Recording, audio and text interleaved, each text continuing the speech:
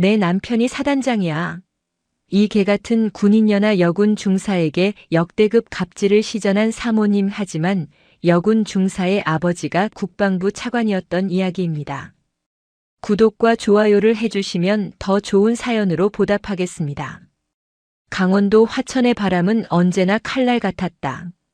특히 늦가을 첫서리가 산봉우리를 하얗게 적시기 시작할 무렵이면 그 바람은 살갗을 애는 것을 넘어 뼛속까지 파고드는 듯했다.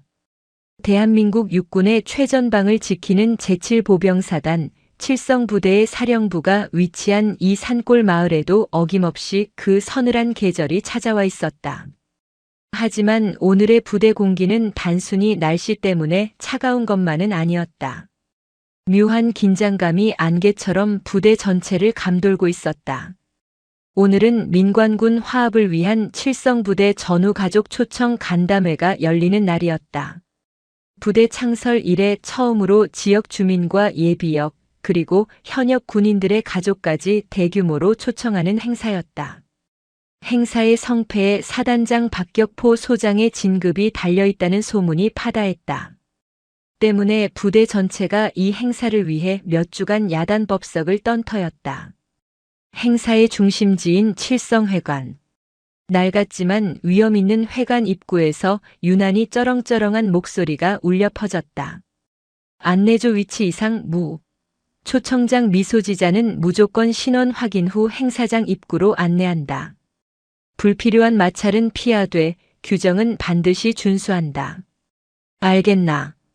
목소리의 주인은 제7보병사단 군사경찰대 소속의 한결의 중사였다. 갓 30을 넘긴 그녀는 또렷한 이목구비와 짧게 자른 머리, 그리고 한치의 흐트러짐 없는 전투복 차림으로 입구에 도열한 안내병들을 지휘하고 있었다. 그녀는 이번 행사 안내 및 통제 임무의 현장 총괄 책임자였다. 부드러운 듯 하면서도 누구도 거스를 수 없는 단호함이 깃든 그녀의 지휘에 신참 이등병들조차 한순간에 흐트러짐 없이 제자리를 지켰다. 한결에. 그녀의 이름은 아버지가 지어준 것이었다. 이 땅, 이 결의를 지키는 방패이자 검이 되어라. 그 이름처럼 그녀는 자신의 임무의 한치의 타협도 한순간의 나태함도 용납하지 않았다. 그것이 그녀가 군인으로서 살아가는 방식이었고 아버지에 대한 존경의 표현이었다. 행사 시작 시간이 가까워지자 칠성회관 앞은 고급 세단과 군용 차량들이 뒤섞여 붐비기 시작했다.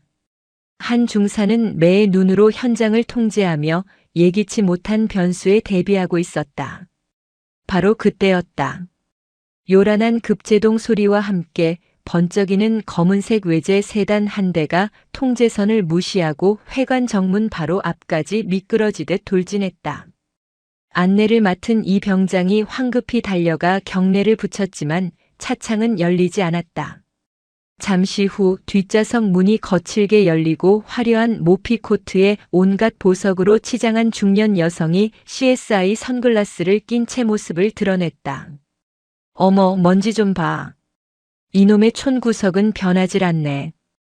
여성은 핸드백에서 손수건을 꺼내 구두 끝을 툭툭 털며 불쾌하다는 듯 중얼거렸다.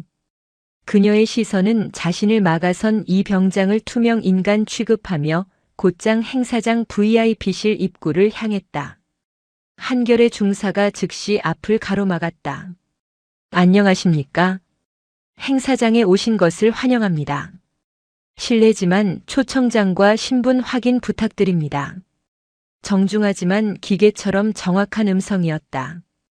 여성은 그제야 선글라스를 살짝 내리며 한 중사를 위아래로 훑어보았다. 입가에 노골적인 비웃음이 걸렸다. 뭐? 초청장? 내가 누군지 몰라? 확인이 필요합니다.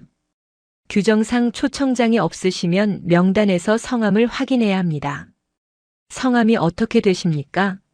한 중사는 조금의 동요도 없이 응수했다. 여성의 얼굴이 급격하게 붉어졌다. 이것 봐. 어디서 굴러먹던 계집애가 감히 날 막아서? 나 이 부대 사단장 사모야. 몰랐어? 이 칠성부대 안주인이라고. 여성의 고성이 회관 입구에 울려 퍼졌다. 주변의 시선이 순식간에 집중됐다. 그녀는 바로 제7보병사단장 박격포 소장의 아내 오만이었다.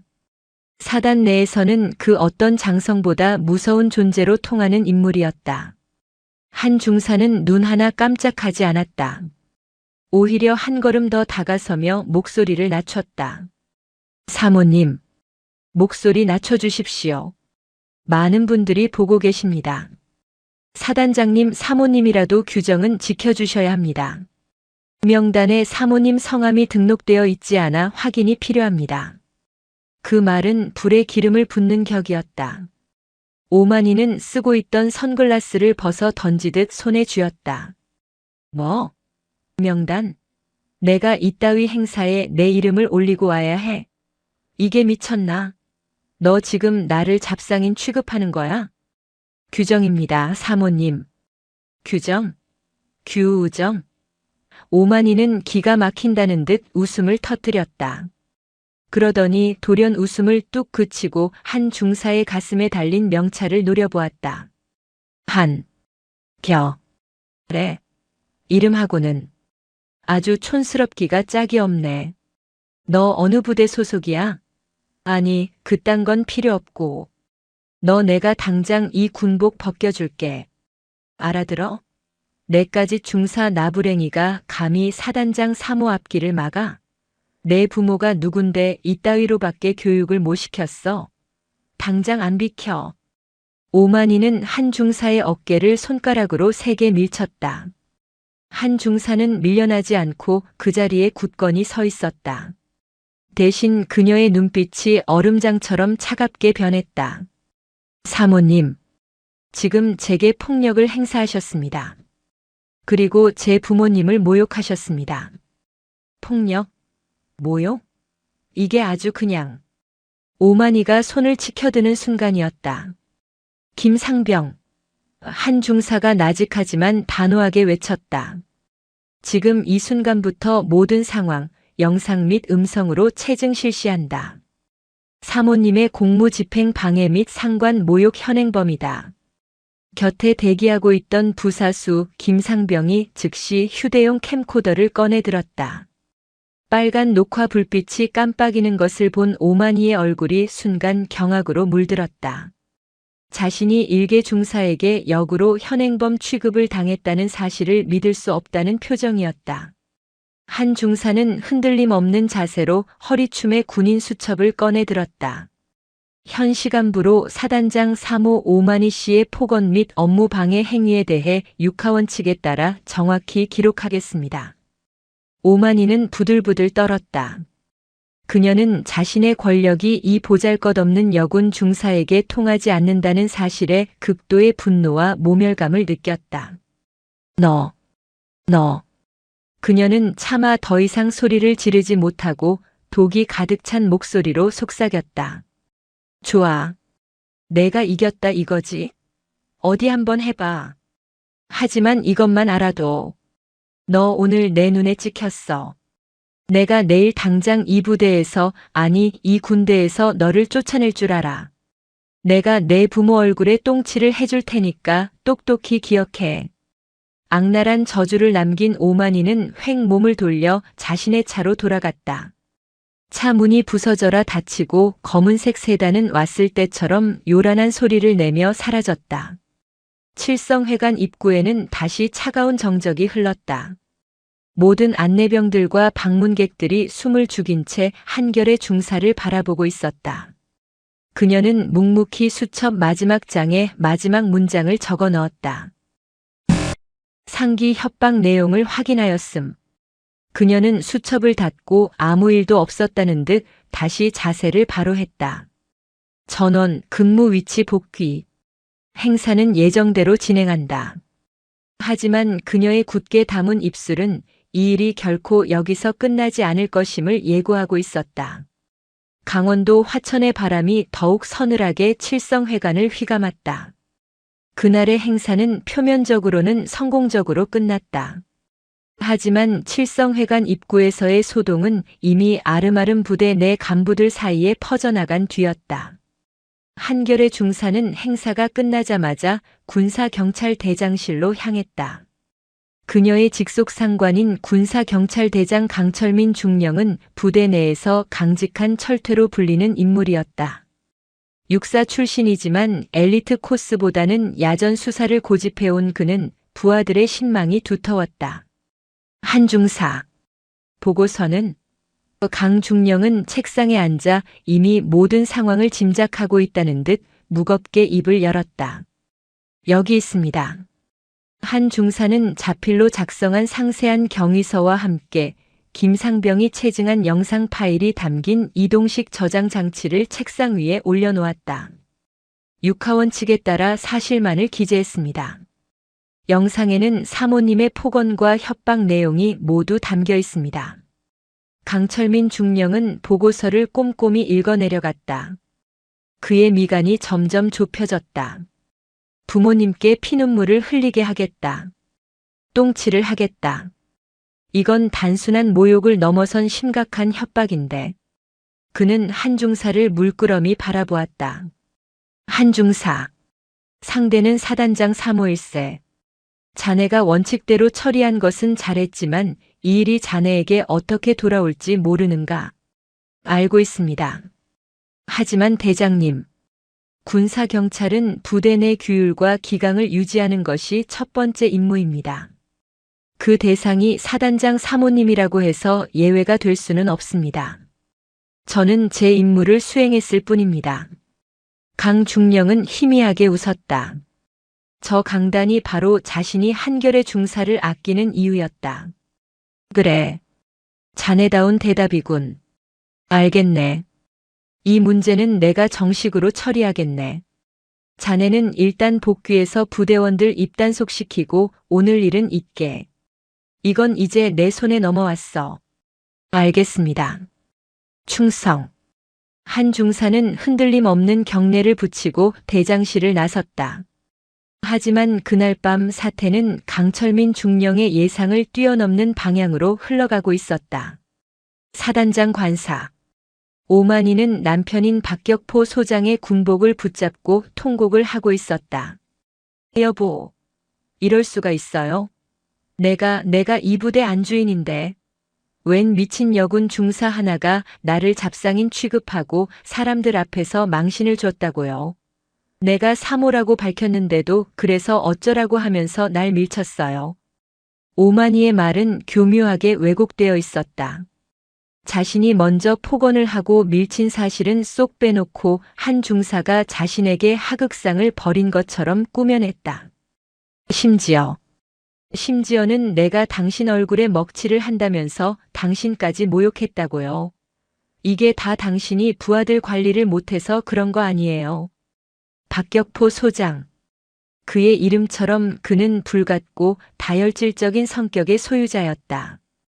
야전과 돌격을 신조로 삼으며 지금의 자리에 오른 그에게 부하 관리와 아내 문제는 가장 민감한 영린이었다. 특히 다음 인사 이동에서 중장 진급을 노리고 있던 그에게 아내와 관련된 구설수는 치명적이었다. 감히 어느 부대 소속이냐?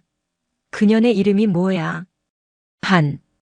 한결애라고 했어요. 군사경찰대 소속 중사래요. 어떻게 그런 게 감히. 흑흑. 박격포 소장의 얼굴이 시뻘겋게 달아올랐다. 군사경찰? 내 부대 기강을 잡으라는 놈들이 오히려 기강을 무너뜨려. 감히 내 아내에게 사단장에게 하극상을 벌여. 그는 즉시 작전 참모에게 전화를 걸었다. 당장 내일 아침 일찍 군사경찰대장 강철민이 내 방으로 뛰어오도록 해. 아니, 지금 당장 오라고 해. 다음 날 새벽 해가 뜨기도 전에 강철민 중령은 사단장실에 호출되어 갔다. 박격포 소장은 이미 전투복 차림으로 방 안을 흉흉하게 맴돌고 있었다. 강철민이. 예, 사단장님. 자네 부하가 어제 내 아내에게 무슨 짓을 했는지 아나? 강 중령은 침묵했다. 보고서를 올려야 할 타이밍을 재고 있었다. 하지만 박 소장은 그럴 기회를 주지 않았다. 보고서 따위는 집어치워. 이미 다 들었으니까. 자네 부하 한결의 중사인가 뭔가 하는 그 계집애가 감히 내 아내를 밀치고 사단장을 모욕했어. 이게 하극상이 아니고 뭔가. 자네 부하 교육 이따위로 시키나. 강중령은 입을 열었다. 사단장님 오해. 닥쳐. 박 소장이 책상을 주먹으로 내리쳤다. 오해? 내 아내가 지금 충격으로 쓰러져서 약을 먹고 있는데 오해?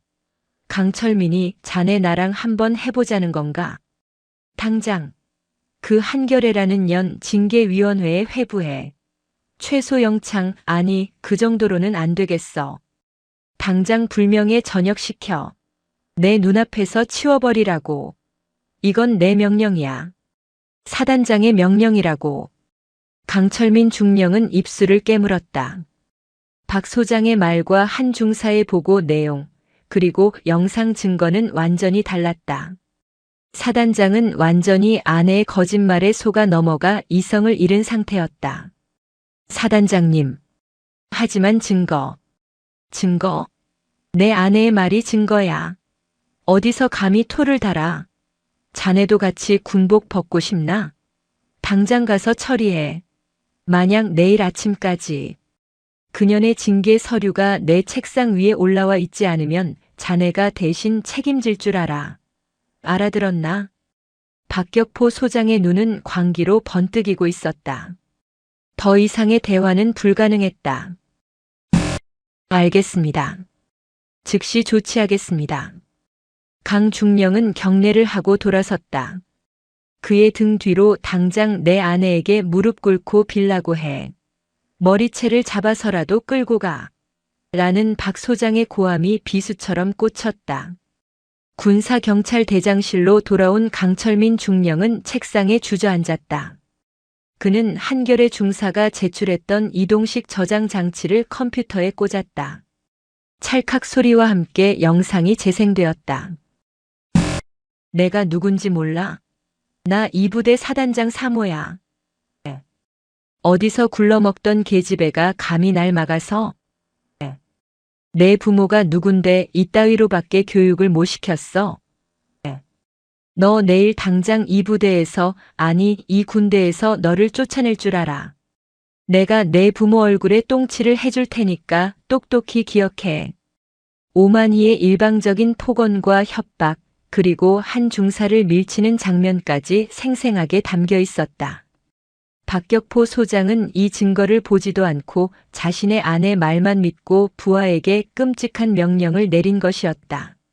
이건 단순한 갑질이 아니잖아. 강중령의 눈빛이 차갑게 가라앉았다. 이건 군 기강의 문제다. 그는 인터폰을 들었다. 한결의 중사, 지금 즉시 내 방으로. 그는 결심해야 했다. 사단장의 부당한 명령에 복종하고 강직한 부하를 내칠 것인가, 아니면 사단장에게 정면으로 맞서 정의를 택할 것인가.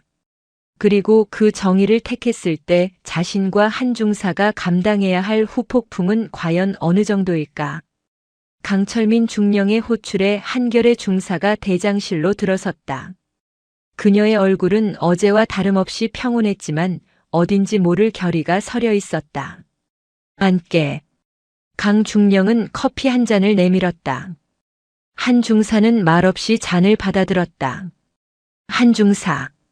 방금 사단장님을 뵙고 왔네. 사단장님께서 단단히 화가 나셨더군. 한 중사를 당장 징계위원회에 회부하고 불명예 전역까지 시키라고 하시네. 강중령은 일부러 한 중사의 반응을 살폈다. 한 중사의 눈썹이 미세하게 꿈틀했지만 그녀는 여전히 침착했다. 제출한 증거 자료는 확인하셨습니까? 물론이지. 그렇다면 사단장님의 명령은 부당한 명령입니다. 저는 따를 수 없습니다.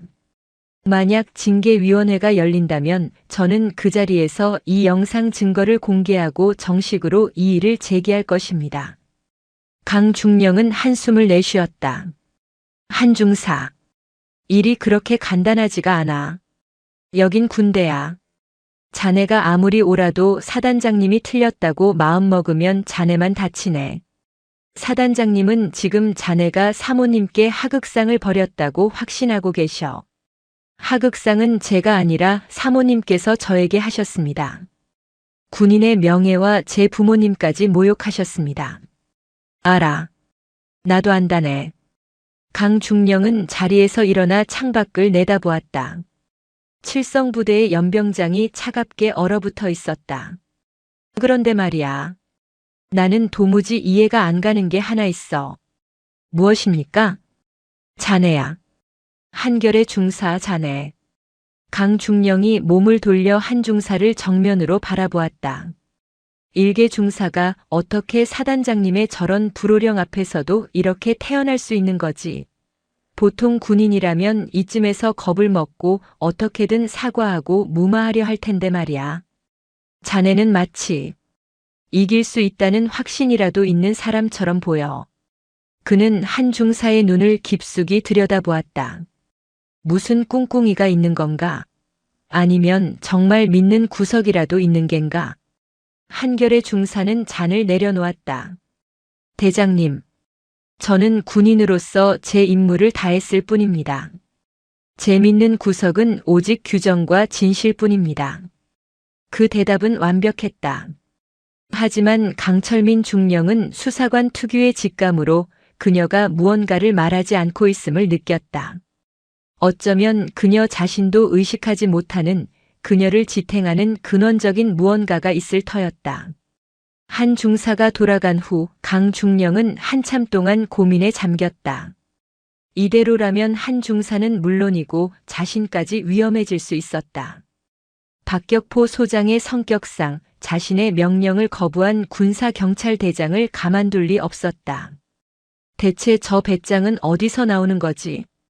그는 문득 한 중사의 인사기록을 제대로 본 적이 없다는 사실을 깨달았다. 그는 혹시나 하는 마음에 자신의 컴퓨터로 군 내부 인사정보 시스템에 접속했다. 한결의 중사 군사경찰. 평범한 복무 기록이 화면을 채웠다. 각종 훈련 성적 우수, 표창장 몇 개. 특이사항은 없었다. 강중령은 스크롤을 내리다 가족관계란에서 멈칫했다. 그리고 그는 자신의 눈을 의심했다. 관계부 성명 한무진 현직 국방부 차관. 국방부 차관이라고. 강철민 중령은 숨이 멎는 듯 했다. 손이 떨려 마우스를 놓칠 뻔했다. 대한민국 국방부 서열 2위. 군 전체의 인사와 정책을 총괄하는 실세 중의 실세. 그가 한결의 중사의 아버지였다. 이제야 모든 퍼즐이 맞춰졌다. 사단장의 압박에도 흔들리지 않던 그 담대함. 규정과 진실만을 믿는다던 그 당당함. 그것은 단순히 그녀의 성정이 강인해서만이 아니었다. 그녀는 태어날 때부터 군이라는 조직의 가장 높은 곳을 봐왔던 것이다. 동시에 끔찍한 사실이 그의 머리를 스쳤다.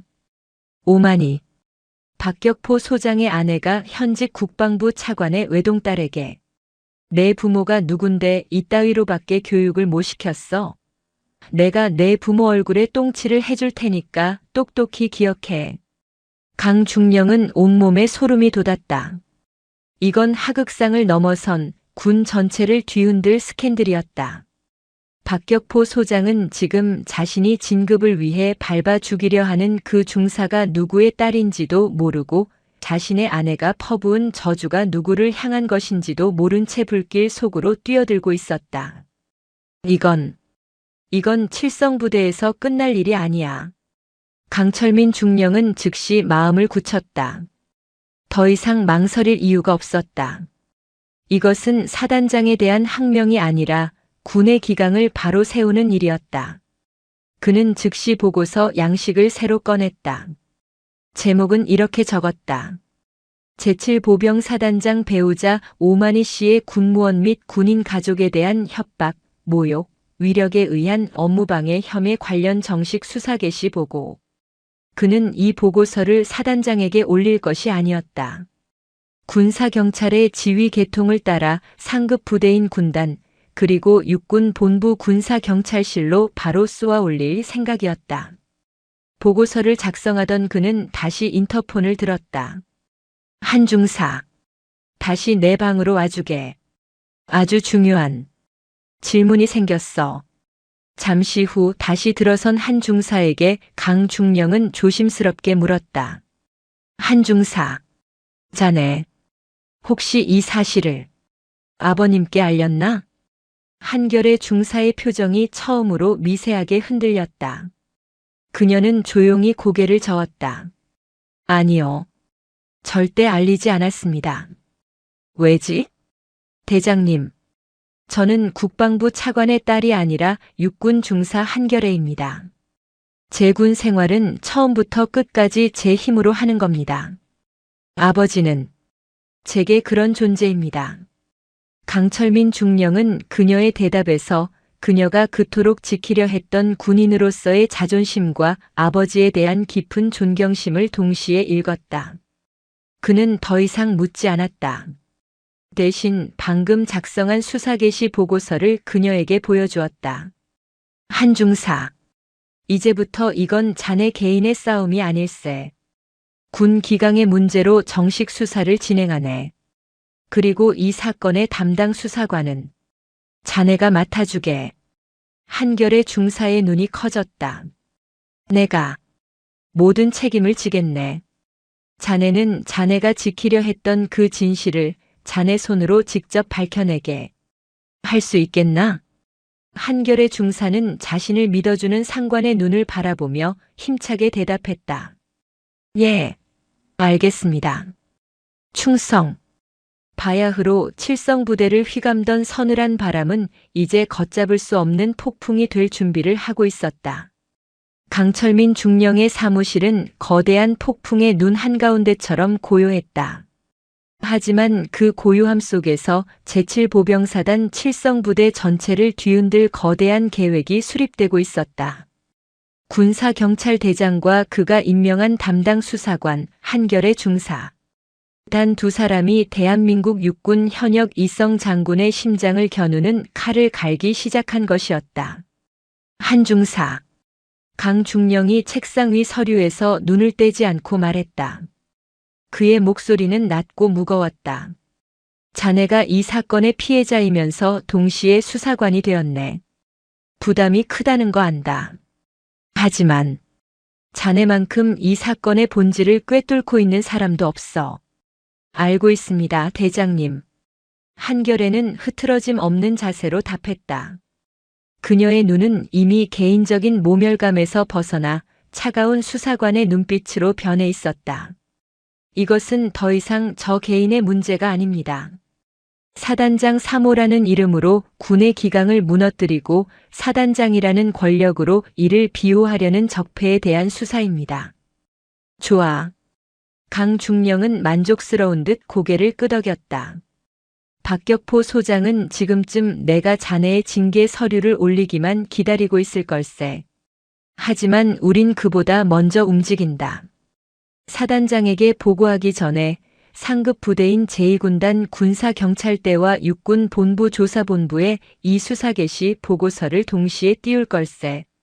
그렇게 되면 사단장님의 분노가 대장님께 향할 것입니다. 내가 감당해야 할 몫이지. 강중령이 쓴웃음을 지었다. 하지만 그들이 이 보고서를 뭉개지 못하게 하려면 단순한 폭언만으로는 부족해. 마른 장작이 필요해. 박격포 소장과 오만이가 감히 반격할 엄두도 못 낼 만큼 거대한 스모킹건 말일세.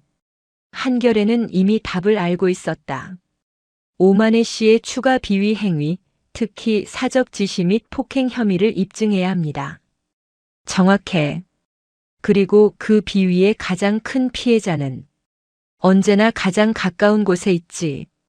두 사람의 시선이 동시에 허공에서 마주쳤다. 그들의 머릿속에 한 단어가 떠올랐다.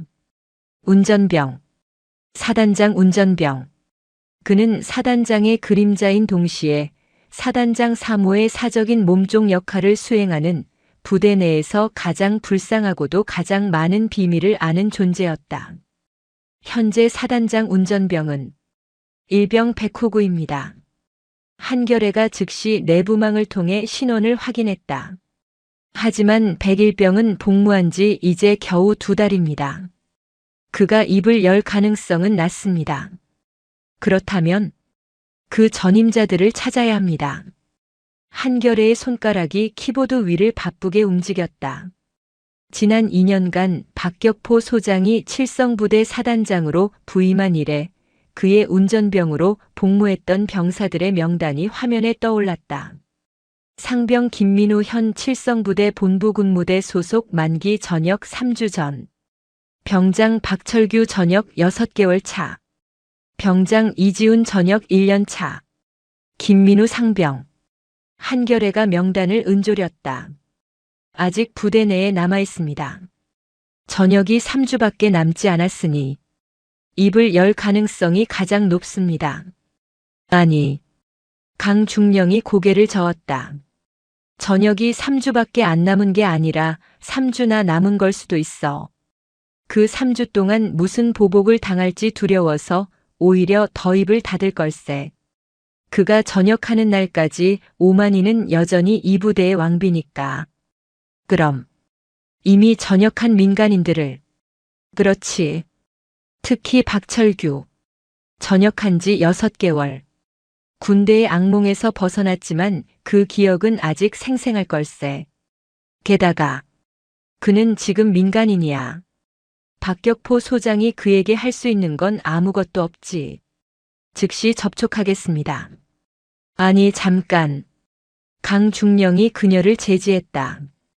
군사경찰이 공식적으로 접촉하는 순간 박격포 소장의 귀에 바로 들어간다. 그들은 이미 우리를 감시하고 있을 거야. 이건 공식 수사가 아닌 비공식 접촉으로 시작해야 하네. 그럼 제가 어떻게? 한중사. 자네는 이 사건의 담당 수사관이자 동시에 피해자일세. 강중령이 의미심장한 미소를 지었다. 피해자가 자신과 같은 또 다른 피해자를 만나 위로를 나누고 연대하는 것. 그건 수사가 아니라 치유의 과정이지. 한결애는 강중령의 의도를 즉각 파악했다. 그날 저녁 한결애는 전투복을 벗고 사복으로 갈아입었다. 그리고 부대 앞 택시를 타고 춘천 시내로 향했다. 인사 기록에 적힌 박철규 병장의 전역 후 주소지는 춘천의 한 대학가 원룸촌이었다. 춘천의 밤 공기는 화천보다 덜 차가웠지만 한결애의 마음은 복잡한 긴장감으로 무거웠다. 그녀는 박철규가 문을 열어줄지, 문을 연다 해도 입을 열어줄지 확신할 수 없었다. 누구세요? 낡은 원룸의 인터폰 너머로 경계심 가득한 목소리가 들려왔다. 저, 박철규 씨 되십니까? 저는 칠성부대에서 근무하는 사람입니다. 인터폰이 끊겼다. 그리고 잠시 후 철문이 삐걱거리며 열렸다. 추리닝 차림에 덥수룩한 머리를 한 청년이 잔뜩 경계하는 눈으로 그녀를 위아래로 훑어보았다. 군복을 벗은 그는 그저 평범한 복학생의 모습이었다. 부대에선 무슨 일로? 김민우 상병.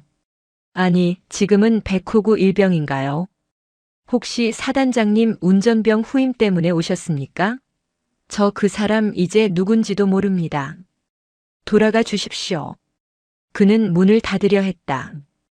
오만의 씨 때문에 왔습니다. 한결애의 그 한마디에 박철규의 손이 문고리 위에서 멈칫했다. 그의 눈동자가 격렬하게 흔들렸다. 그 이름은 그에게 일종의 트라우마 스위치와도 같았다. 누구시라고요? 육군 중사 한결애입니다. 박철규 씨와 같은 일을 겪었습니다. 한결애는 자신이 겪었던 일을 짧게 설명했다. 내가 누군지 아느냐, 내 부모 얼굴에 똥칠을 하겠다는 그 모욕적인 말들. 박철규는 그녀의 이야기를 듣는 내내 아무 말 없이 바닥만 내려다보았다. 그의 어깨가 미세하게 떨리고 있었다. 그 여자는 변한 게 하나도 없군요. 그가 겨우 입을 열었다. 그 여자는 악마입니다. 그는 한겨레를 원룸 안으로 들였다. 방 안은 술병과 쓰레기로 어지러웠다. 전역한 지 6개월이 지났지만 그는 여전히 그 악몽에서 벗어나지 못하고 있었다. 제가 뭘 당했는지 아십니까? 박철규의 목소리가 점차 격앙되기 시작했다. 새벽 3시에 전화를 합니다. 자기가 잠이 안 오는데 서울 강남에 있는 24시간 디저트 가게에서 케이크가 먹고 싶다고 관용차 몰고 당장 사오라고 했습니다. 그게 군인의 임무입니까? 왕복 5시간을 운전해서 케이크를 사다 바쳤습니다. 그런데 뭐라고 했는지 아십니까? 오는 길에 모양이 좀 망가졌네. 넌 이것밖에 못하니? 이 쓸모없는 새끼야. 라면서 제 얼굴에 케이크를 던졌습니다. 한결에는 주먹을 꽉 쥐었다. 주말마다 자기 반려견을 데리고 애견 미용실에 데려다 주라고 했습니다. 제가 개똥도 치웠습니다. 심지어 자기 명품 가방을 세탁소에 맡기라고. 제가 그 여자의 개인 비서였습니까? 아니, 노예였습니다. 박철규는 울부짖듯 말했다. 그런데 제가 왜 아무 말도 못했는지 아십니까? 제가 참았습니다. 저녁만 하면 끝이라고. 내가 여기서 문제 일으키면 우리 부모님이 걱정하실까봐. 내가 그냥 참으면 된다고. 박철규 씨. 한결애가 그의 말을 끊었다.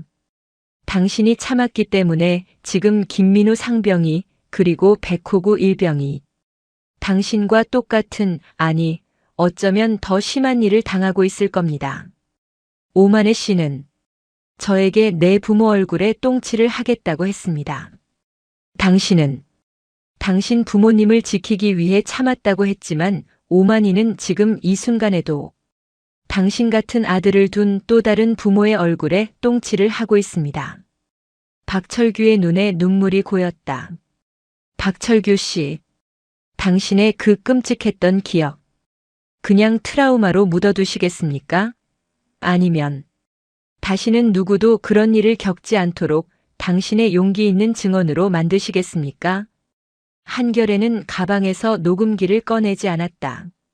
대신 자신의 군인 수첩을 꺼내 그 앞에 내려놓았다. 수사 하시는 겁니까? 아니요. 한결에는 고개를 저었다. 이건 수사가 아닙니다. 이건 우리가 다시는 그 여자에게 지지 않겠다는 약속입니다. 박철규는 한참 동안 침묵했다. 그리고 그는 결심한 듯 떨리는 손으로 말했다. 그 여자, 제 얼굴에 케이크만 던진 게 아닙니다. 그의 목소리는 증오로 가득 차 있었다. 그날 제 부모님이랑 통화하는 걸 듣고 너네 집은 그렇게 가난해서 좋겠다. 걱정거리도 없어서 라고 비웃었습니다. 그 말 절대 용서 못합니다.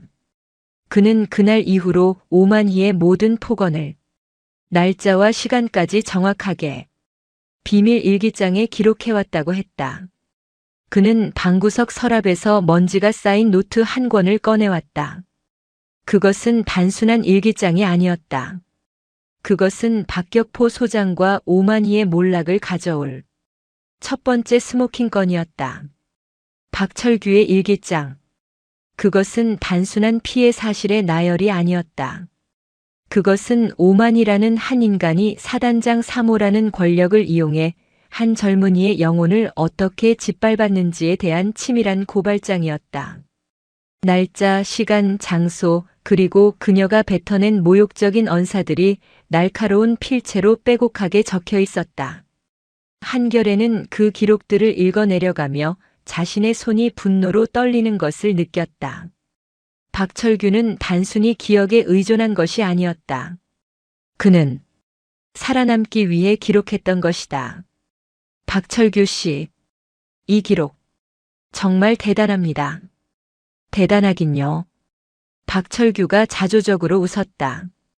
그냥 너무 억울해서 나중에 전역하고 인터넷에라도 터뜨리려고. 죽지 못했었던 겁니다. 이것만으로도 오마니 씨에게 상습 모욕죄를 적용할 수 있습니다. 하지만 한결에는 핵심을 찔렀다. 그들은 증거 능력을 걸고 넘어질 겁니다. 개인의 일기장일 뿐이다. 혹은 과장되거나 조작되었다고 주장하겠죠. 박격포 소장은 자신의 아내를 지키기 위해 그리고 자신의 진급을 위해 군 법무관들을 총동원해서 이걸 막을 겁니다. 그럼 소용없는 겁니까? 박철규의 얼굴이 다시 절망으로 물들었다. 아니요. 한결의 눈이 빛났다. 이 일기장이 진실임을 증명할 객관적인 증거가 필요합니다. 녹음 같은 거요. 박철규는 고개를 저었다. 그 여자 앞에서 녹음기를 켤 생각조차 못했습니다. 걸렸다간 정말 죽을 것 같았거든요. 당신이 아니라 다음 사람 말입니다. 박철규의 눈이 커졌다. 김민우 상병 말이군요. 네. 김민우 상병은 지금도 그 지옥 속에 있습니다. 그리고 전역이 3주 남았죠. 하지만 강중령님 말씀대로 그는 입을 닫을 겁니다. 3주만 버티면 되는데 굳이 왜? 그렇기 때문에 당신이 가야 합니다. 한결애가 그의 눈을 똑똑히 바라보았다. 군사경찰인 제가 아니라 같은 고통을 겪었던 선임이었던 박철규 씨가 가야 합니다. 제가 민우를요? 그에게도 이런 일기장이 있을지 모릅니다. 혹은 당신보다 더한 증거를 어쩌면 당신이 남기고 간 조언을 따라서 무언가를 준비했을지도 모르죠. 박철규는 잠시 망설였다. 다시 그 부대로 그 끔찍한 기억이 서린 곳으로 돌아간다는 것은 상처의 딱지를 억지로 떼어내는 것과 같은 고통이었다. 한 중사님, 박철규가 결심한 듯 입을 열었다. 제가 민우에게 운전병 인수인계할 때 딱 하나 말해준 게 있습니다. 뭔데요? 무조건 녹음해라. 핸드폰이든 뭐든 24시간 녹음기 켜놓고 다녀라. 그 여자는 인간이 아니다. 라고요. 한결의 심장이 거세게 뛰기 시작했다. 가보겠습니다. 박철규가 자리에서 일어났다. 제가 민우를 만나러 가겠습니다. 다음 날 칠성부대 위병소. 민간인 신분이 된 박철규는 전역병 면회 신청이라는 합법적인 절차를 통해 부대 출입증을 발급받았다. 그는 곧장 본부 군무대 생활관으로 향했다. 해가 저물기 시작한 저녁 일과를 마친 김민우 상병이 어두운 표정으로 그를 맞았다. 철규. 형이 여길 어쩐 일이에요? 두 사람은 생활관 뒤편에 아무도 없는 흡연 구역으로 향했다. 박철규는 한결의 중사에게 했던 것처럼 자신이 겪은 일을 묻지 않았다. 대신 다른 말을 꺼냈다. 민우야, 너 혹시 그 여자 목소리 지겹지 않냐? 김민우 상병의 어깨가 움찔했다. 형, 무슨 내가 인수인계할 때 말했던 거 기억나냐? 김민우는 말없이 주변을 두리번거렸다. 마치 누군가 듣고 있기라도 한 것처럼. 그리고 그는 주머니에서 자신의 스마트폰을 꺼내 박철규에게만 보이도록 특정 앱의 화면을 스쳐가듯 보여주었다. 자동 통화 녹음 및 음성 메모 앱이었다. 그리고 그 저장 공간은 이미 수십 기가바이트 GB가 차 있었다. 형. 김민우가 입을 열었다. 그의 목소리는 분노와 공포로 떨리고 있었다. 저녁만 기다렸어요. 그런데 그 여자가 어제 무슨 일 있었어? 제가 아버지가 좀 편찮으셔서 주말에 잠깐 집에 다녀오면 안 되겠냐고 조심스럽게 여쭤봤습니다. 그랬더니 그 여자가 차 안에서 화장 고치다가 아이라인이 삐뚤어졌다면서 신고 있던 하이힐 굽으로 제 뒤통수를 찍었습니다. 박철규는 숨이 멎는 듯 했다. 그러고는 너네 집은 다 그렇게 빌빌대니 아주 가난이 뼈속까지 박혀 있구나. 내 애비랑 같이 되져버려. 라고 했습니다. 이런 게 형, 저 이대로 전역 못합니다. 김민우의 눈에 눈물이 아닌 살기가 어렸다. 저 그 여자 죽여버리고 싶어요. 민우야, 진정해. 박철규가 그의 어깨를 붙잡았다. 죽이는 건 법이 할 거야. 우리가 할 일은 그 증거를 넘기는 거야. 김민우는 떨리는 손으로 자신의 스마트폰을 쥐었다. 이거 넘기면 저 전역 못하는 거 아닙니까? 저 보복당할까봐 너무 무서워요. 아니, 박철규가 그의 손을 꽉 잡았다. 이걸 넘기면 너는 너와 나 그리고 앞으로 올 모든 후임들을 그 악마로부터 구해내는 영웅이 되는 거야. 그때 두 사람의 뒤로 그림자가 드리워졌다. 김민우 상병, 한결의 중사였다. 그녀는 박철규와 약속한 시간보다 조금 늦게 그들의 대화를 지켜보고 있었다. 김민우는 군사경찰 중사가 나타나자 공포에 질려 스마트폰을 숨기려 했다. 김민우 상병, 한결애가 그를 제지했다. 나는 당신을 잡으러 온 군사경찰이 아닙니다. 그녀는 자신의 가슴에 달린 명찰을 가리켰다. 나는 당신과 똑같이 오만이에게 부모를 모욕당한 피해자 한결애입니다. 김민우는 그녀의 눈을 바라보았다. 그 눈에는 자신과 같은 깊은 분노와 슬픔이 담겨 있었다. 이 파일을 저에게 주시겠습니까? 한결애가 정중하게 물었다. 군사경찰로서 명령하는 것이 아닙니다. 피해자로서 연대를 요청하는 겁니다.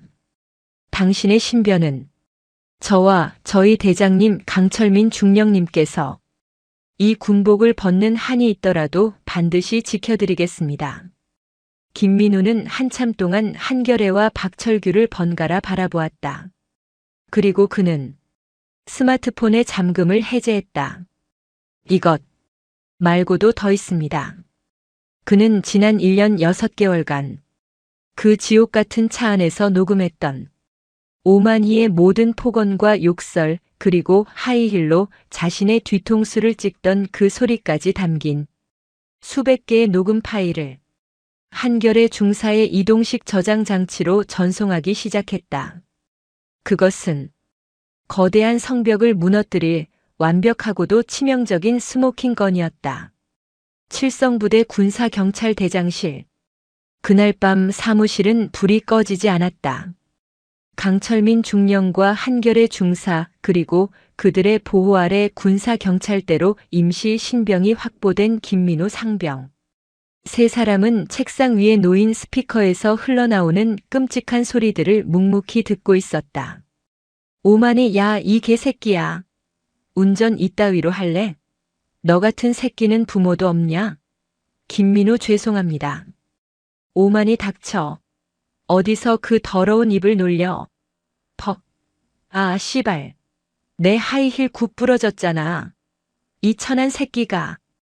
퍽 하는 소리. 그것은 김민우의 뒤통수를 하이힐 굽으로 내리찍는 소리였다.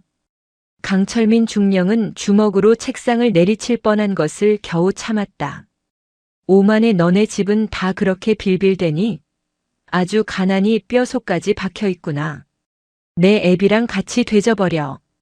녹음 파일을 듣는 내내 김민우는 다시 그날의 공포가 떠오르는 듯 몸을 떨었고 한결에는 입술을 깨물다 못해 피가 날 지경이었다. 이건 강중령이 겨우 입을 열었다. 그의 목소리는 분노로 잠겨 있었다. 이건 인간이 아니야. 이건 버러지다. 대장님. 한결애가 차가운 목소리로 말했다. 이 증거만으로도 오만희는 상습 폭행 및 특수 폭행, 상습 모욕 혐의로 즉각 구속 수사가 가능합니다. 알아. 강중령은 자리에서 일어났다. 하지만 우리의 진짜 목표는 오만희가 아니야. 그 버러지에게 기생하며 이 모든 것을 가능하게 한 몸통이지. 그의 시선이 벽에 걸린 칠성부대 지휘관 개통도를 향했다. 가장 꼭대기에 있는 이름 사단장 육군 소장 박격포. 박격포 소장은 이 모든 것을 알고 있었을까요? 김민우가 떨리는 목소리로 물었다. 알았겠지. 강중령이 단언했다. 알면서도 묵인했거나 혹은 동조했겠지. 자신의 진급을 위해 아내의 그 더러운 입을 방치한 것만으로도 그는 지휘관으로서 자격 미달이야. 이제 어떻게 하실 겁니까? 강중령은 한결의 중사를 바라보았다. 한중사, 이제 자네가 맡은 수사의 영역은 끝났네. 예, 이제부터는 전쟁이네. 자네가 가져온 이 스모킹 건을 가지고 내가 직접 저 버러지들의 성벽을 부술 걸세. 강철민 중령은 즉시 자신이 작성했던 수사개시 보고서에 김민우 상병의 피해 진술서와 박철규의 일기장 사본, 그리고 이 모든 녹음 파일 목록을 증거 1호로 첨부했다. 그리고 그는 이 보고서를 사단장 박격포 소장에게 올리지 않았다. 그는 이 보고서를 즉시 상급 부대인 제2군단 헌병대와 육군 본부 중앙수사단 그리고 국방부에 동시 전송했다. 대장님, 한겨레가 놀라 외쳤다. 국방부에 바로 올리신 겁니까? 그래. 강중령의 눈이 번뜩였다. 박격포 소장이 자신의 육사 인맥을 동원해 군단이나 육본선에서 이 사건을 뭉개버릴 가능성을 차단해야 했네.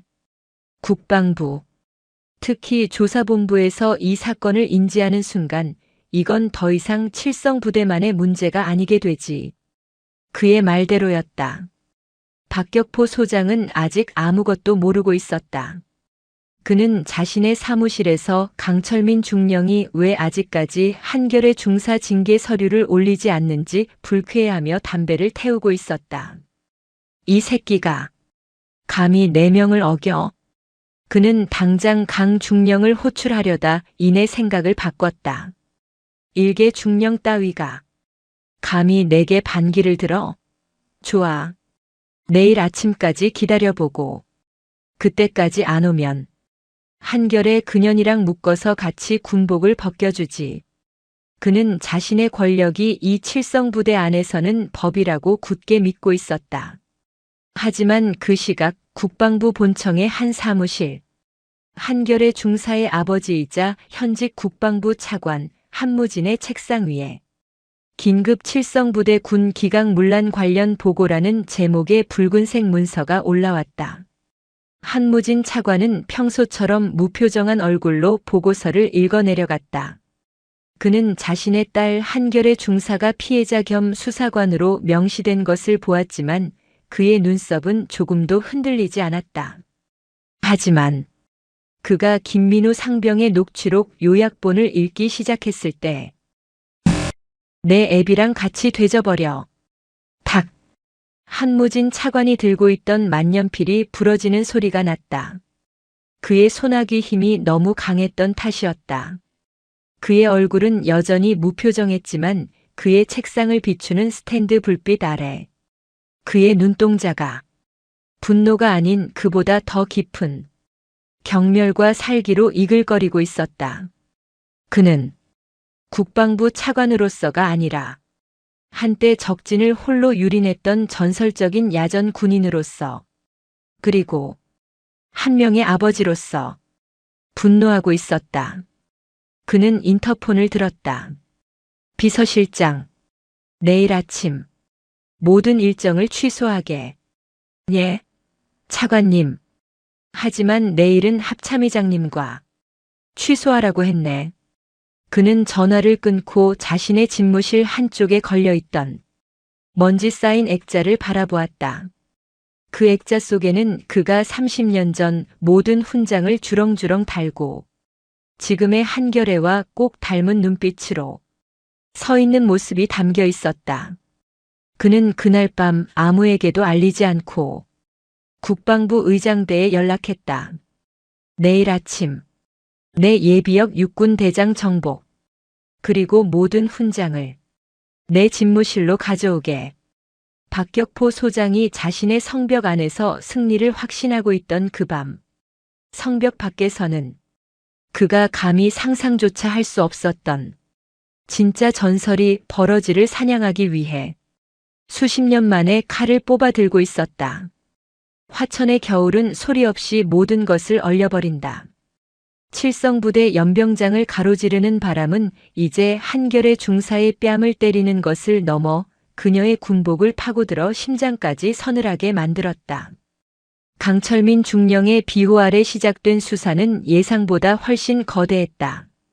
오만희의 갑질은 단순한 히스테리가 아닌 상습적이고 조직적인 범죄에 가까웠다. 운전병을 사적 비서처럼 부린 것은 물론 관사관리병에게 개인적인 빨래와 요리를 강요하고 심지어 군 복지마트에서 고가의 물품을 외상으로 가져간 뒤 결제하지 않은 내역까지 속속 드러났다. 한결의 중사와 강철민 중령은 확보된 증거를 바탕으로 육군 본부 군사경찰실에 중간 보고서를 올렸다. 이제 이 사건은 일개 사단의 콩가루 집안 싸움이 아니라 육군 본부가 직접 감찰해야 할 중대 사안으로 격상되었다. 하지만 거대한 짐승이 궁지에 몰리면 가장 사납게 발톱을 드러내는 법이다.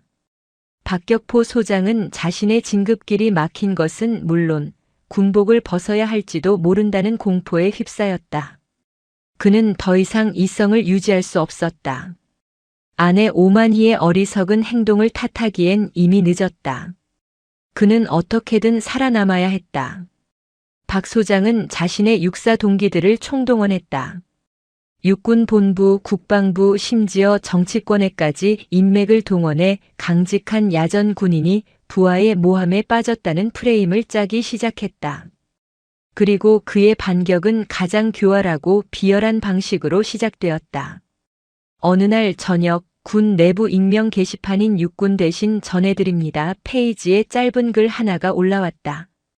제목 7사단 여중사가 사단장님 사모님께 한 행동, 이게 맞습니까? 내용은 충격적이었다. 평소 행실이 불량하고 남군들과의 관계가 복잡했던 한 중사가 자신의 잘못을 덮기 위해 사단장 사모님께 먼저 시비를 걸고 폭언을 했다. 심지어 사모님을 밀쳐 넘어뜨리기까지 했다.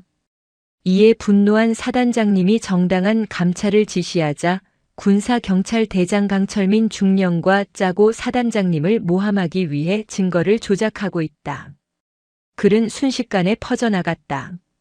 여군, 하극상, 불륜 같은 자극적인 단어들이 조합되자 사실관계에 관심 없는 이들의 비난이 한결의 중사에게 집중되었다. 댓글창은 아수라장이었다. 어쩐지 중사가 너무 나댄다 했다. 사모님이 보살이네. 나 같으면 그 자리에서 머리채 잡았다. 강철민 저 인간도 한패라며? 둘이 무슨 사이 아니야? 한결의 중사는 사무실에서 그 글을 읽고 있었다. 모니터의 흰 빛이 그녀의 얼굴을 창백하게 비췄다. 손끝이 차갑게 식어갔다. 자신이 지키려 했던 규정과 정의가 이렇게 간단히 불륜과 모함으로 둔갑하는 현실이 기가 막혔다. 그녀는 주먹을 꽉 쥐었다. 분노보다 더 깊은 슬픔이 밀려왔다. 강철민 중령이 문을 박차고 들어왔다. 그의 얼굴은 분노로 벌겋게 상기되어 있었다. 한중사, 적을 봤나? 당장 사이버 수사대에 의뢰해서 작성자 IP 추적해. 대장님, 이미 늦었습니다. 한 중사가 조용히 모니터를 돌렸다.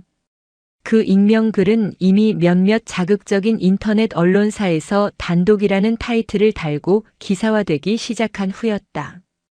단독 현역 여군 중사, 사단장 아내 폭행. 은폐 의혹 이슈 7사단 스캔들. 기강 회의 심각. 내부자 고발 터져. 박격포 소장이 언론까지 동원한 것이었다. 수사팀의 동력은 급격히 떨어졌다. 여론은 완전히 뒤집혔고 오히려 한겨레 중사와 강철민 중령이 정치 군인, 하극상 주범으로 몰리는 분위기였다. 상급 부대에서도 수사의 잡음이 너무 많다. 잠시 중단하고 사실관계를 다시 파악하라는 애매한 지시가 내려왔다. 박 소장의 역공이 정확히 먹혀든 것이었다. 그날 밤 한겨레 중사는 잠 못 이루고 관사에서 뒤척였다. 내가 틀린 걸까? 그냥 그때 눈 한 번 감고 보내줬어야 했나? 아버지 이름에 내가 정말 똥칠을 하고 있는 건 아닐까? 그때 휴대전화가 짧게 울렸다. 아버지였다. 시간은 밤 11시를 넘기고 있었다. 아버지는 이 시간에 전화를 거는 법이 없었다. 한겨레는 떨리는 손으로 통화 버튼을 눌렀다. 아버지. 그래, 딸. 아직 안 자는구나. 한무진 차관의 목소리는 평소처럼 나직하고 차분했다. 하지만 그 차분함 속에 숨겨진 미세한 감정을 딸은 알아챌 수 있었다. 무슨 일 있으세요? 아니, 그냥 오늘 인터넷에서 이상한 글을 봤다. 내 이름이 보이더구나. 강원도 화천에서 근무하는 한 중사라. 한겨레의 심장이 쿵 내려앉았다. 아버지, 그건 오해. 알고 있다. 한무진 차관이 그녀의 말을 잘랐다. 내가 어떤 군인인지 이 아비가 가장 잘 안다. 순간 한겨레의 눈에 뜨거운 것이 차올랐다. 세상 모두가 자신을 비난해도 아버지만은 자신을 믿어준다는 사실이 가슴을 울렸다. 쥐와 이오레야. 아버지는 딸의 이름을 불렀다. 바람이 거셀수록 나무는 더 깊이 뿌리를 내리는 법이다. 내가 지금 흔들리면 내가 지키려 했던 모든 것들이 함께 무너진다. 너는 지금 너 하나만을 위해 싸우는 게 아니야. 내 아버지. 내가 내게 군번줄을 걸어주며 뭐라 했더냐. 한겨레는 입대하던 날 아버지가 직접 자신의 목에 군번줄을 걸어주며 했던 말을 떠올렸다. 군복의 무게는 내 어깨가 아니라 내 심장이 견디는 것이다. 그 심장에 조국과 명예 그리고 약한 이들을 담아라.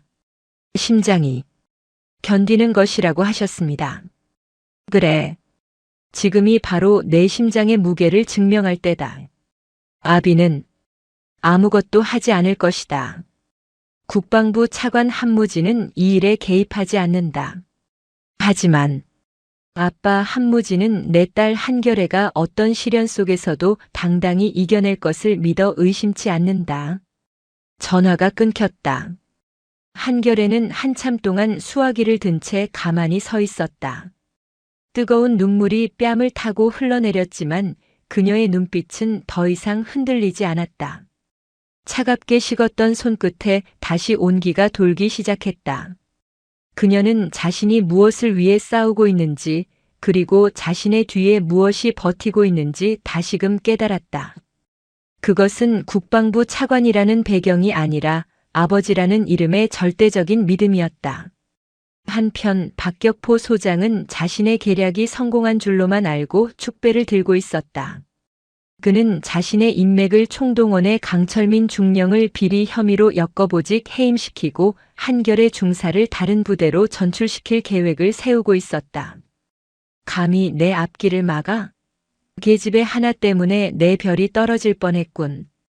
그는 자신의 책상 위에 놓인 한겨레 중사의 인사기록 카드를 집어들었다. 언론 플레이를 위해 뒷조사를 하던 중 인사처에서 빼돌린 것이었다. 그는 비웃음을 흘리며 가족관계란을 훑어보았다. 어디 보자. 부모가 누군지 똥칠을 해준다고 했는데. 이름이 한무. 진. 박격포 소장의 눈이 믿을 수 없다는 듯 커졌다. 한무진? 설마. 그 한무진? 그는 떨리는 손으로 스마트폰을 꺼내 국방부 차관 한무진을 검색했다. 화면에 뜬 차관의 얼굴. 그리고 그가 기억하는 몇 년 전 육군 본부 회의에서 스치듯 보았던 그 얼굴. 한무진. 현 국방부 차관. 이게 무슨. 박격포 소장의 손에서 인사기록 카드가 떨어졌다. 오만이가 한결애에게 퍼부었던 저주가 그의 귓가를 맴돌았다. 내 부모 얼굴에 똥칠을 해줄게. 그 부모가 현직 국방부 차관이었다. 자신이 지금껏 언론 플레이와 음모로 짓밟으려 했던 중사가 대한민국 국방 서열 2위의 외동딸이었다. 안 돼. 박격포 소장의 얼굴이 하얗게 질려갔다. 그는 자신이 건드린 것이 단순한 중사가 아니라 대한민국 군 전체를 떠받치는 거대한 기둥 중 하나였음을 깨달았다. 공포가 그의 척추를 타고 올랐다. 화천의 겨울 바람보다 더 차가운 절망이 그의 심장을 얼려버리고 있었다. 박격포 소장이 자신의 파멸을 직감한 그 시각, 모든 것을 되돌릴 골든 타임은 이미 지나고 있었다. 그가 뿌린 가짜 뉴스라는 독은 그가 감당할 수 없는 거대한 해독제를 불러온 뒤였다. 국방부 차관 한무진은 딸과의 통화를 끊고 비서실을 통해 단 한 통의 전화를 걸었다. 상대는 국방부 직속 조사본부장이었다. 한 차관입니다. 본부장, 지금 즉시 7사단에서 벌어지고 있는 일련의 사태에 대한 모든 자료를 본부로 이관하고 사안의 중대성을 감안하여 조사본부에서 직접 수사에 착수해 주십시오. 한치의 의혹도 한 명의 억울함도 없도록 공정하고 엄정하게 처리해야 합니다. 특히 언론을 이용한 군 내부 여론 조작 시도에 대해서도 철저히 발본색원하십시오. 한무진 차관은 자신의 딸에 대한 언급은 단 한마디도 하지 않았다. 그는 오직 공정한 수사와 여론 조작 척결이라는 원칙만을 지시했다. 하지만 그가 직접 이 사안을 언급했다는 것 자체가 이 사건의 무게가 완전히 달라졌음을 의미했다. 다음 날 새벽 칠성부대는 말 그대로 뒤집혔다. 국방부 조사본부 소속 수사관들이 헬기를 타고 화천에 도착했다. 이들은 사단장실, 군사경찰대, 그리고 모든 관련자들의 사무실과 관사를 압수수색했다. 박격포 소장은 자신의 사무실에서 수사관들에게 포위된 채 차갑게 식은 커피 잔만 바라보고 있었다. 그가 그토록 원했던 상급 부대의 개입은 그를 구원하는 동아줄이 아니라 그의 목을 옥죄는 교수대가 되어 돌아왔다. 수사는 일사천리로 진행되었다. 한결의 중사와 강철민 중령이 확보해 두었던 완벽한 증거 자료들은 조사본부의 손에서 더욱 강력한 무기가 되었다. 특히 오만희의 폭언이 담긴 운전병의 녹취 파일은 스모킹 건이었다. 박 소장이 언론에 유포했던 한 중사 불륜설은 조사본부가 IP를 추적한 결과 최초 작성자가 박 소장의 최측근인 작전참모의 개인 노트북으로 밝혀지면서 무고 및 명예훼손이라는 추가 범죄 혐의로 돌아왔다. 며칠 후 국방부 조사본부의 특별징계위원회가 소집되었다. 징계심의 대상자는 박격포 소장 그리고 민간인 신분이지만 군 시설 내에서 범죄를 저지른 오만이었다. 한결의 중사와 강철민 중령, 그리고 피해자인 운전병 김일병은 주요 증인으로 참석했다. 징계위원회실. 거대한 테이블 중앙에 박격포 소장과 오만이가 앉아 있었다. 박 소장은 모든 것을 포기한 듯 초점 없는 눈으로 허공을 응시했고 오만이는 여전히 현실을 부정하는 듯 두 눈을 부릅뜨고 있었다. 증인 한결의 중사. 발언대에 서주십시오. 한결애가 절도 있는 동작으로 발언대에 섰다. 그녀는 준비해온 서류 대신 자신의 군인 수첩을 꺼내 들었다. 존경하는 위원장님 그리고 위원님들. 저는 그날 칠성회관 앞에서 제게 주어진 임무를 수행했습니다. 하지만 피심이자 오만희 씨는 저의 정당한 공무 집행을 방해하고 저와 제 부모님에 대한 입에 담을 수 없는 모욕과 협박을 가했습니다. 이에 대한 모든 기록은 이수첩과 거짓말. 오만이가 날카롭게 소리쳤다. 저 계집애가 날 모함하는 거야. 증거 있어? 내까짓게 감히 누굴. 바로 그때였다. 한결의 중사가 오만이의 말을 끊지 않고 자신의 스마트폰을 스피커에 연결했다. 증거를 요청하셨기에 지금 바로 재생하겠습니다. 치이그 하는 잡음과 함께 징계위원회실 전체에 그날의 목소리가 울려 퍼졌다. 오만의 내가 누군지 몰라? 나 이 부대 사단장 사모야. 한결의 규정입니다, 사모님. 오만의 이게 미쳤나? 내 부모가 누군데 이따위로밖에 교육을 못 시켰어. 내가 내 부모 얼굴에 똥칠을 해줄 테니까 똑똑히 기억해. 오만이의 얼굴이 하얗게 질렸다. 이것은 시작에 불과했다. 다음은 피심이자 오만희 씨가 사단장 관용차 운전병에게 상습적으로 가한 폭언 녹취 파일입니다. 스피커에서는 차마 귀를 막고 싶을 정도의 끔찍한 욕설이 쏟아져 나왔다. 오만희, 야, 이게만도 못한 새끼야. 너 때문에 내 기분 잡쳤잖아. 너네 엄마 아빠도 너처럼 이렇게 쓸모가 없니? 김일병. 죄송합니다. 오만희 닥쳐. 어디서 그 더러운 입을 놀려. 너 같은 건 그냥 여기서 뛰어내려 죽어버려. 징계위원들의 얼굴이 싸늘하게 굳어갔다. 박격포 소장은 고개를 숙인 채 두 손으로 얼굴을 감쌌다. 자신의 아내가 저런 악마 같은 목소리를 가지고 있었다는 것을 그는 정말 몰랐던 것일까? 에이, 이건 조작이야. 합성이라고. 오만이가 발악하듯 외쳤다. 국립과학수사연구원의 음성 분석 결과 모든 파일은 위변조 흔적이 없는 원본임이 확인되었습니다. 한결의 중사가 차가운 목소리로 대답했다. 그녀는 마지막으로 증인석에 앉아 벌벌 떨고 있는 김일병을 바라보았다. 그리고 위원장에게 요청했다. 위원장님, 마지막으로 피해자인 김민우 일병의 진술을 직접 들어주실 것을 요청합니다. 모든 시선이 김일병에게 향했다. 그는 공포에 질려 있었지만 자신을 지켜주기 위해 모든 것을 건 한결의 중사와 눈이 마주치자 용기를 내어 자리에서 일어났다. 저는 매일이 지옥 같았습니다. 김일병의 목소리가 떨려 나왔다. 오만의 사모님은 제 뒤통수를 하이힐 굽으로 찍고 주말에도 새벽같이 불러내 반려견 산책을 시켰습니다. 하지만 가장 참을 수 없었던 것은 김일병의 눈에 눈물이 고였다. 제가 아버지가 위독하셔서 휴가를 하루만 쓸 수 있냐고 여쭤봤을 때 사모님은 너네 집안은 다 그렇게 골골대냐? 아주 그냥 가난이 뼈에 사무쳤구나라고 그렇게 말씀하셨습니다. 징계위원회실에는 무거운 침묵이 흘렀다. 그것은 단순한 갑질을 넘어선 한 인간의 존엄성을 무참히 짓밟은 행위였다. 오만이는 더 이상 아무 말도 하지 못했다. 그녀는 자신의 발악이 아무 소용없음을 깨달았다. 그녀는 그저 망연자실한 표정으로 스피커를 노려볼 뿐이었다.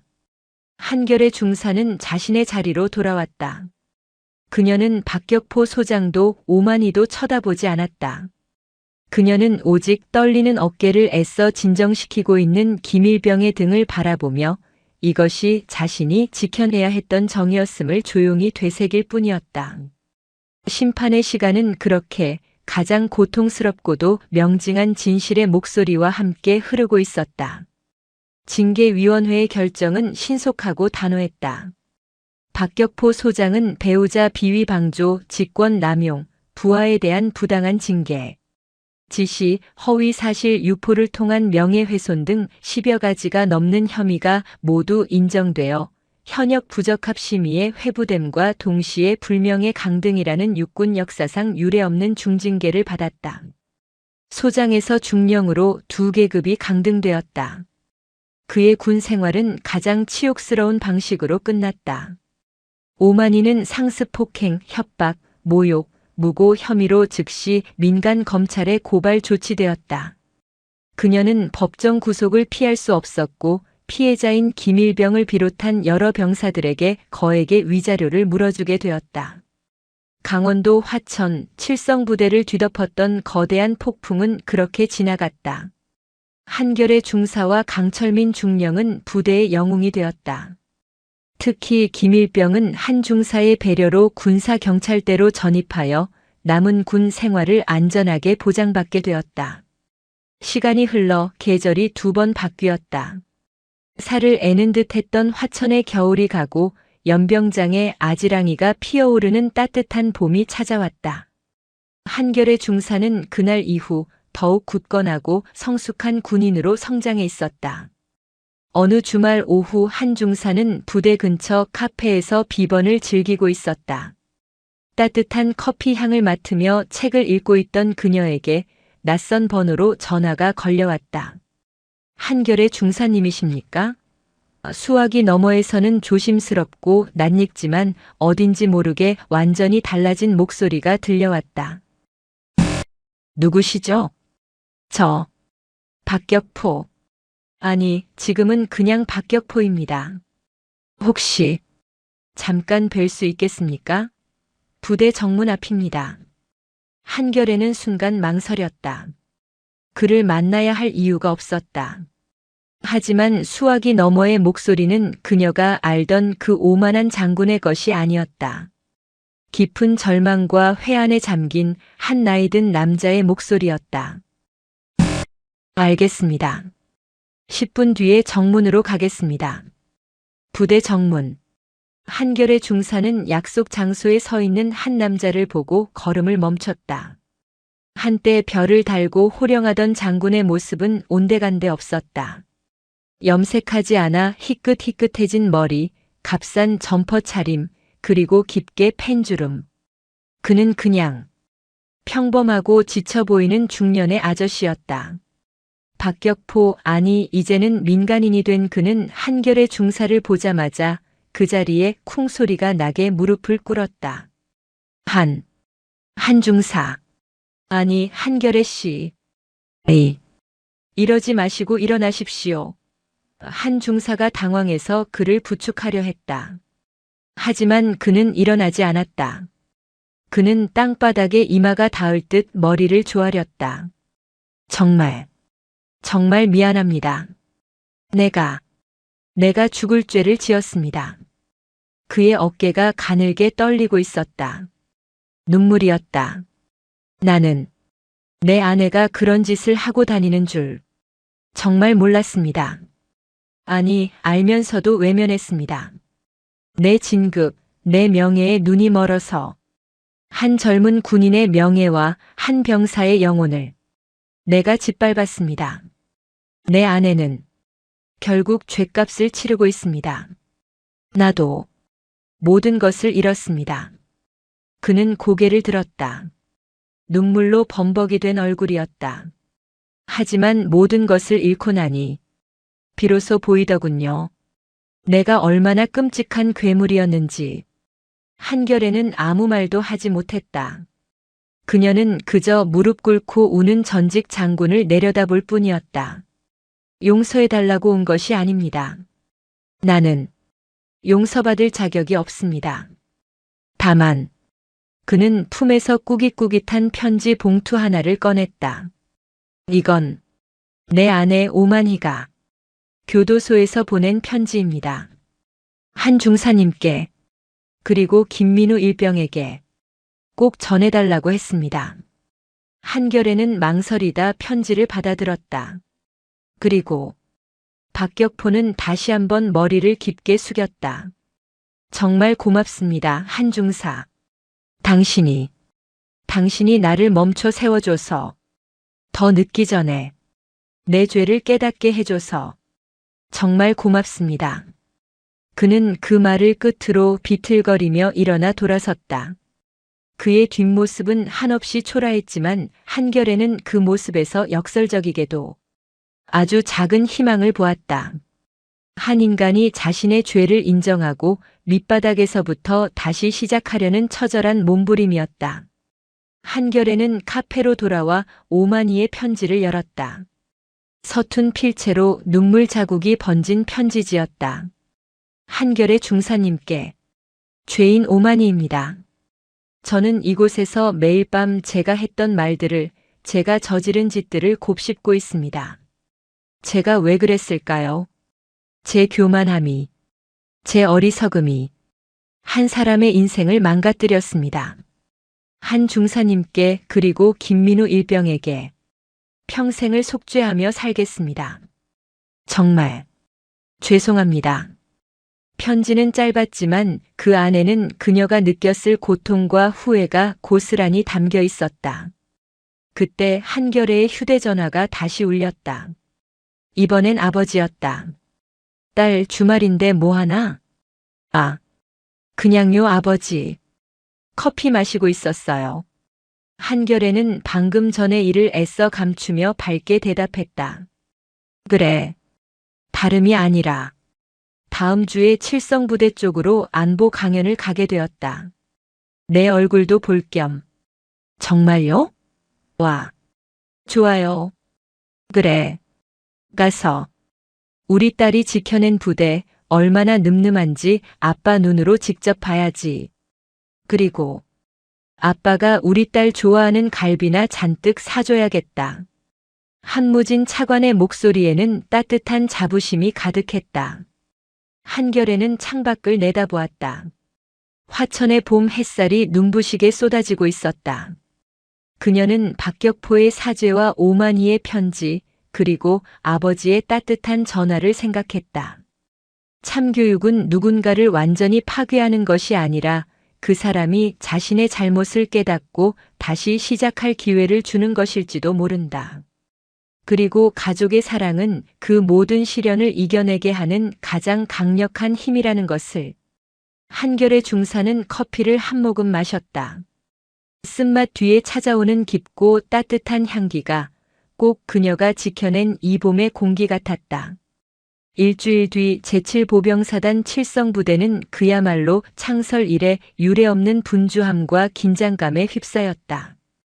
국방부 차관 한무진의 부대 순시 및 안보 강연 일정이 확정되었기 때문이었다. 지난번 박격포 소장이 주최했던 민관군 화합 간담회 때의 그 강압적이고 인위적인 준비와는 질적으로 달랐다. 이번에는 보여주기식 도색 작업이나 병사들을 동원한 잡초 제거 따위는 없었다. 대신 신임 사단장을 비롯한 모든 지휘관이 부대의 실질적인 전투 준비 태세와 병사들의 복지 시설을 밤낮 없이 점검했다. 그것은 보여주기가 아닌 검증받기 위한 군 본연의 자세에 입각한 준비였다. 물론 부대 내 모든 병사와 간부들의 시선은 보이지 않는 한 곳으로 쏠려 있었다. 바로 군사경찰대의 한결의 중사였다. 저분이 그 한 중사님? 국방부 차관님 외동딸이라며. 진짜였어. 박격포 그 인간 도대체 누굴 건드린 거냐? 수군거림 속에는 경외심과 호기심 그리고 약간의 거리감이 섞여 있었다. 지난 겨울의 폭풍이 거친 후 한결에는 영웅이 되었지만 동시에 어려운 사람이 되어버렸다. 아무도 그녀 앞에서 감히 농담을 걸거나 편하게 대하지 못했다. 그녀가 의도하지 않았음에도 차관의 딸이라는 보이지 않는 계급장이 그녀의 어깨를 무겁게 짓누르고 있었다. 그녀 자신도 복잡한 심경이었다. 아버지가 온다는 사실은 딸로서 더없이 기뻤지만 군인으로서는 형언할 수 없는 압박감을 느꼈다. 자신이 이룬 모든 성과가, 자신이 지켜낸 모든 정의가 결국 아버지 빽이라는 한마디로 폄훼될까 두려웠다. 강철민 중령근은 이번 일의 공로와 능력을 인정받아 곧 대령 진급이 확정된 상태였다이 그런 그녀의 속을 꿰뚫어 보았다는 듯 넌지시 커피를 건넸다. 한중사, 뭘 그렇게 긴장하고 있나? 차관님이 무섭나 아버지가 무섭나? 둘 다 무서운 것 같습니다, 대장님. 강중령이 껄껄 웃었다. 긴장 풀게. 자네 아버지는. 아니, 차관님은 그런 분 아니시란 거 내가 더 잘 아네. 그분은 자네가 차관 딸이라서가 아니라 한결의 중사라서 자랑스러우실 걸세. 어깨 펴. 자네는 이 부대 기강을 바로 세운 군인이야. 그 이상도 이하도 아니네. 그 따뜻한 격려에 한결에는 비로소 가볍게 미소 지을 수 있었다. 드디어 약속의 날. 검은색 지휘 차량 여러 대가 위병소를 통과해 칠성회관 앞에 멈춰 섰다. 지난번 오만이가 난동을 부렸던 바로 그 장소였다. 한결에는 군사경찰의 일원으로서 행사장 외곽 경계를 맡고 있었다. 차 문이 열리고 한치의 흐트러짐 없는 정복 차림의 한무진 차관이 모습을 드러냈다. 신임 사단장이 우렁찬 경례를 붙였고 한 차관은 가벼운 목례로 답했다. 그는 수많은 장교와 악수를 나누면서도 무의식적으로 딸의 모습을 찾는 듯 했다. 그리고 저 멀리 자신을 향해 굳은 표정으로 경례를 붙이고 있는 딸을 발견했다. 그의 입가에 아주 찰나의 순간 따뜻한 미소가 스쳤다가 사라졌다. 안보 강연이 열린 칠성회관 대강당. 수백 명의 장병이 숨소리 하나 내지 않고 단상에 선 국방부 차관을 주목했다. 친애하는 칠성부대 장병 여러분. 반갑습니다. 국방부 차관 한무진입니다. 그의 목소리는 낮고 차분했지만 강당 전체를 압도하는 힘이 있었다. 나는 오늘 여러분에게 군복의 무게에 대해 이야기하고 싶습니다. 여러분이 입고 있는 이 군복은 단순한 옷이 아닙니다. 이것은 국가가 여러분에게 부여한 책임이자 권한의 상징입니다. 그는 강당을 천천히 둘러보았다. 어떤 이들은 이 군복을 입고 자신이 부여받은 권한을 사적인 이익을 위해 사용합니다. 부하를 인격적으로 모독하고 자신의 지위를 이용해 부당한 이득을 취합니다. 나는 단호히 말합니다. 그것은 군인이 아닙니다. 그것은 군복을 훔쳐 입은 범죄자일 뿐입니다. 박격포 소장을 겨냥한 듯한 말에 강당 안에는 미묘한 긴장감이 흘렀다. 진정한 군인의 명예는 계급장에서 나오는 것이 아닙니다. 그것은 자신의 어깨에 달린 계급장만큼의 책임을 다할 때, 그리고 그 계급장이 없는 약한 이들을 지켜줄 때 비로소 빛나는 것입니다. 그의 시선이 강당 한쪽에 서 있는 한결의 중사에게 잠시 머물렀다. 여러분이 만약 불의를 목격한다면 그 불의가 아무리 거대한 힘을 가졌더라도 여러분의 신념과 군인으로서의 명예를 걸고 맞서 싸우십시오. 규정과 원칙을 지키는 것이 때로는 고통스럽고 외로울 수 있습니다.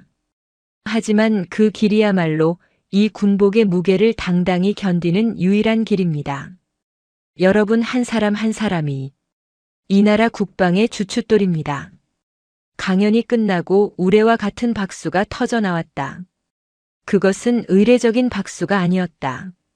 모든 장병이 특히 지난 사건을 직간접적으로 겪었던 이들은 차관의 말이 곧 한결의 중사가 걸어온 길이었음을 깨닫고 진심 어린 존경을 담아 손바닥이 아프도록 박수를 쳤다.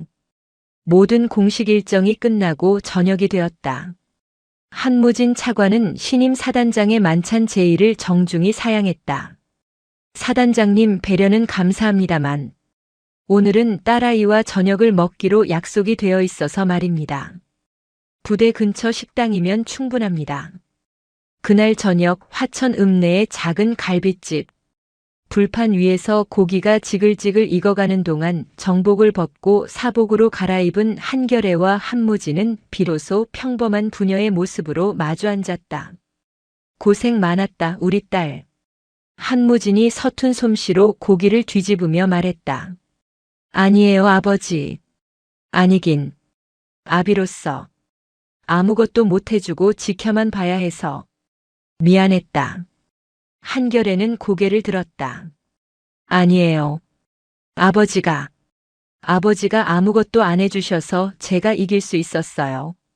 만약 그때 아버지가 차관으로서 개입하셨다면 저는 평생 아빠 백으로 이긴 군인으로 남았을 거예요. 하지만 아버지는 제가 한결의 중사로서 스스로 일어설 수 있게 믿고 기다려주셨어요. 그걸로 저는 충분했습니다. 한무진은 딸의 그릇에 잘 익은 고기 한 점을 가만히 올려주었다. 다 컸구나, 우리 딸. 그때 갈비집 문이 열리며 익숙한 얼굴이 들어왔다. 군사경찰대로 전입해 이제는 제법 군인다운 늠름함이 묻어나는 김민우 일병이었다. 한결애가 미리 연락해둔 것이었다. 충, 성, 일병 김민우, 한결애 중사님.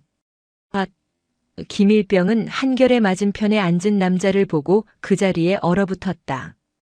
낮에 강당에서 보았던 하늘 같던 국방부 차관이었다. 차관님. 한무진이 인자하게 웃으며 자리에서 일어났다. 그리고 그는 김일병에게 다가가 손을 내밀어 악수를 청했다. 김민우 일병. 한결의 중사 아버지 되는 한무진입니다.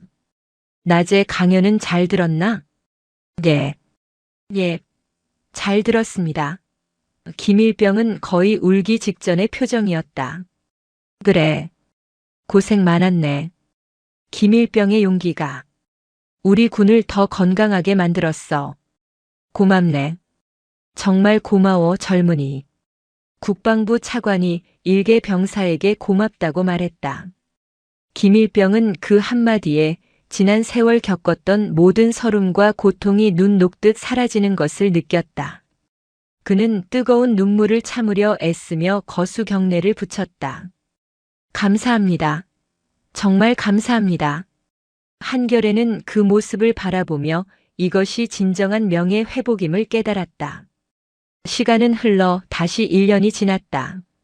화천에는 또다시 봄이 찾아왔다. 한결에는 그간의 공적과 성실한 복무를 인정받아 상사로 진급하게 되었다. 그녀의 진급식 날. 연병장에는 강철민 대령근은 결국 진급하여 군단 본부로 영전했다과 이제는 전역하여 늠름한 복학생이 된 김민우도 꽃다발을 들고 찾아왔다. 그리고 그녀의 어깨에 새로운 계급장을 달아주기 위해 이제는 정복이 아닌 편안한 신사복 차림의 한무진이 서 있었다. 그는 차관직을 명예롭게 마치고 퇴임하여 평범한 아버지로 돌아와 있었다. 우리 딸 축하한다. 한무진이 딸의 어깨에 빛나는 상사 계급장을 달아주며 속삭였다. 고맙습니다, 아버지. 한결애가 미소로 답했다. 그녀는 단상 앞으로 나아가 자신을 축하해주는 전우들과 가족들을 향해 우렁차게 경례를 붙였다. 한편 그 시각, 강원도의 또 다른 외진 산골 마을. 한적한 시골버스 터미널에서 낡은 경비원 복장을 한 박격포가 벤치에 앉아 신문을 읽고 있었다. 그는 모든 재산을 피해자들에게 위자료로 내주고 지금은 작은 터미널의 경비원으로 일하며 속죄의 삶을 살고 있었다. 신문 한 구석에 난 모범 경비원 박격포 씨, 노인 승객 생명 구해라는 작은 기사가 그의 변화를 말해주고 있었다. 그리고 교도소의 법률교육실. 짧은 머리의 오만이가 그 누구보다 진지한 눈빛으로 법전을 파고들고 있었다. 그녀는 자신의 죄를 속죄하는 의미로 출소 후 법률구조공단에서 자신처럼 무지하고 교만했던 이들을 돕는 봉사자가 되기로 결심했다. 그녀의 책상 위에는 한결의 중사가 익명으로 보내온 새로운 시작을 응원합니다라는 짧은 쪽지와 함께 법학 개론서가 놓여 있었다. 칠성부대 연병장. 진급식을 마친 한결의 상사가 아버지, 그리고 김민우와 함께 웃고 있었다. 화천의 봄바람이 그녀의 짧은 머리칼을 부드럽게 흩날렸다. 그 바람은 더 이상 차갑지도 서늘하지도 않았다. 그것은 모든 시련을 이겨낸 이들에게 주어지는 따뜻하고 희망찬 새로운 계절의 바람이었다. 한결에는 그 바람을 맞으며 자신이 지켜낸 이 땅과 하늘을 굳건히 바라보고 있었다. 오늘도 인생지의 말씀을 잘 들어주셔서 감사합니다.